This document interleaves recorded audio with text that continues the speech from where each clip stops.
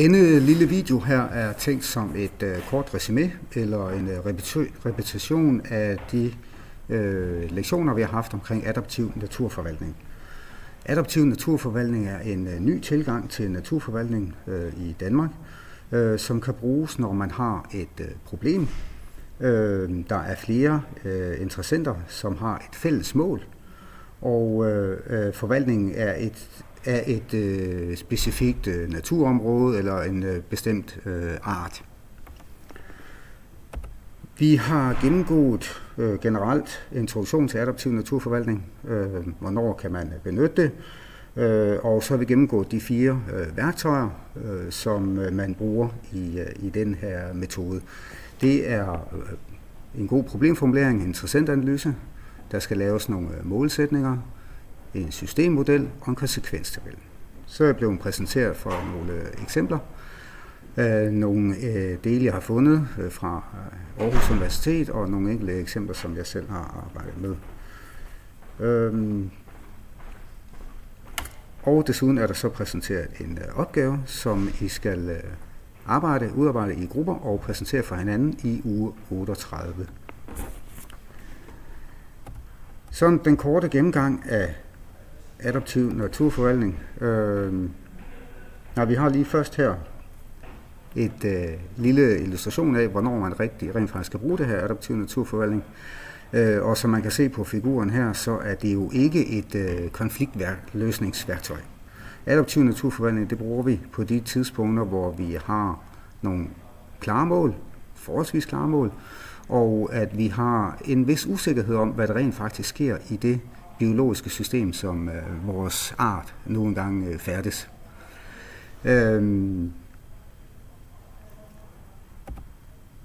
Selve processen eller konceptet omkring adaptiv naturforvaltning er illustreret således.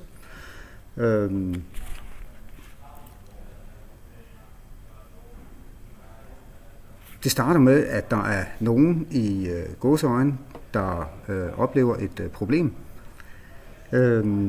Man tager initiativ til, at der skal gennemføres et forløb, og alle aktørerne skal inddrages. Og så er det meget, meget vigtigt i det her, at der er enighed om målsætninger. Hvad er det, man vil med det her? Der kan godt være mange målsætninger, men alle aktører, der arbejder med modellen, skal være enige om målet. Så diskuterer man forskellige muligheder, forvaltningsmuligheder osv. af de ting, der er beskrevet her. Derefter så går man i gang med at implementere sine forvaltningsværktøjer, muligheder. Meget, meget vigtigt også her, at man overvåger effekterne. Og så kommer der, hvor det adaptive jo virkelig træder i kraft, det er, at man går ind og tilpasser sine værktøjer, sine forvaltningsmuligheder, hvis ikke de virker, som de skal. De 4 værktøjer, som vi arbejder med, er stillet op på den her måde. Vi har en problemformulering og interessentanalyse. Det er grundlæggende, som I kender det fra andre eksamensprojekter.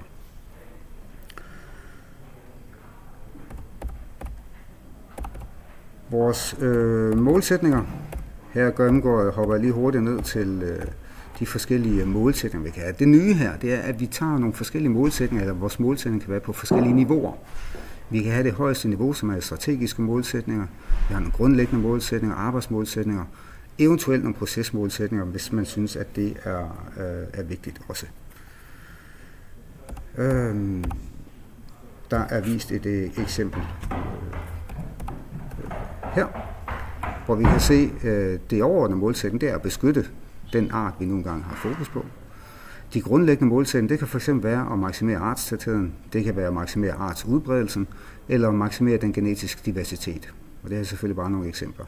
Og så arbejder man sig nedad. Hvordan maksimerer man artstætheden? Jamen det gør man måske ved at forbedre ynglehabitaterne, eller man gør det ved at bevare og forbedre ynglehabitater. Det kan fx være bevare huletræer. Det næste værktøj kan godt volde lidt udfordringer. Det er systemmodeller.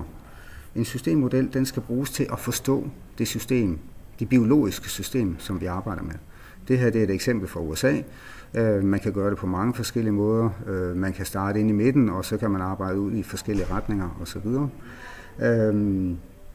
Og det kræver en del arbejde at få lavet den her systemmodel. Det er sjældent, at man lige kan finde en, der er lavet i forvejen, men ellers så skal man i gang med at udforske en art, dens levevis, de andre arter, der eventuelt påvirker, hvad med klimaet, hvad med temperaturudsving og predation osv. osv. Og det sidste, det er, når vi så kobler det hele sammen til en konsekvenstabel. Her har vi nogle forskellige alternativer, forvaltningsmuligheder, som er beskrevet øverst oppe. Så kan der være nogle forskellige målsætninger, og så går man simpelthen ind og laver en konkret vurdering. Det kan være plus eller minus, neutral. Man kan måske have 3 plusser, hvis man skal have lyst til større differentiering. Og så går man ind og vurderer for hver enkelt alternativ, hver enkelt forvaltningsmulighed, i forhold til, hvordan påvirker det den her målsætning. Og man kan jo som sagt have forskellige målsætninger.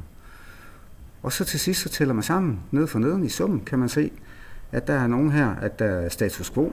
Det er ikke særlig godt, det giver -4. Hvorimod at i det her tilfælde, hvor vi snakker om forvaltning af bramgæs, jamen efterårsjagt, det virker faktisk rigtig godt på alle vores målsætninger. Og så kan man simpelthen vælge den eller de alternativer, som har den største effekt. Og det var i bund og grund det, som adaptiv naturforvaltning går ud på.